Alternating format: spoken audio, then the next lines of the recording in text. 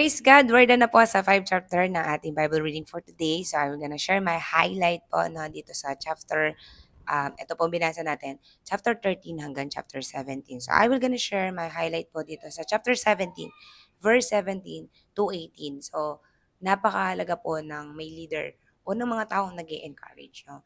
So, dito po, meron po dito yung mga lipi ni Jose. Sa sobrang dami po nila, hindi po sapat yung bahagi na napunta sa kanila. So Joshua encouraged them to go to uh, Canaan or dun sa isang bahagi pa po no, na kanilang sasakupin at lilinisin at ika-conquer.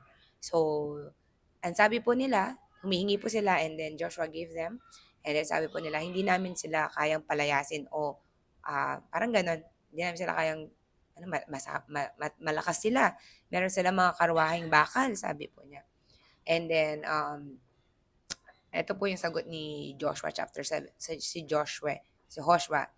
Sabi niya, napakarami nyo. Kayo'y makapangyarihan, sabi niya. Malilinis nyo yon, sabi niya. Makakaya nyo. No? So, kahit sila'y makapangyarihan at may karwahing bakal, magtatagumpay kayo. Kaya nyo yan. Go conquer it. Parang ganun. No? So, sa buhay po natin, no, when we have dream,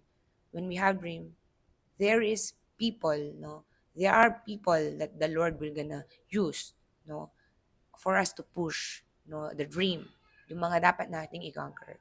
Hindi lang po sa uh, career natin, hindi lang po sa sarili din natin, no, we can conquer. And ganun kahalaga po yung pag-i-encourage, no, at pag-i-inspire po ng mga tao that they will see no na how how powerful they are, no, and of course kapag nalaman mo yon at may naging card sa no, lalakas talaga yung loob mo. So praise God po, yun po yung mga nakita ko na wow, nakaka-encourage po si Joshua talaga, no. Sabi po niya, you can do it, matatapos nyo sila, malilipol nyo sila, makakanker nyo sila, mapapasa inyo yon. Hindi lang yon, pati mga kaburulan, kabundukan at tawag dito, kagubatan. So, if you will gonna start today, you will conquer many things pa for the Lord. So, that's our highlight for today and I hope po na bigay po tayo ng inspiration sa online space and we continue praying for that.